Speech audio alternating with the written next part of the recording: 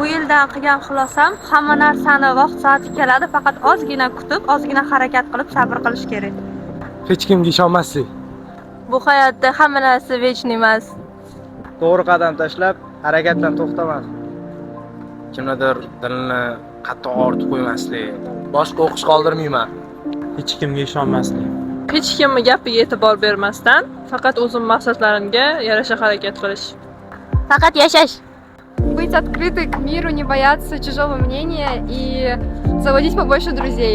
Yangi imkoniyatlarga doim hading. Katta hayot men o'ylaganimdan ko'ra anchagina qiyinroq ekan.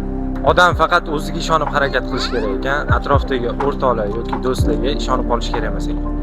O'yin kulguni yig'ishtirib, faqat o'qish kerak. Maza qilib yasha.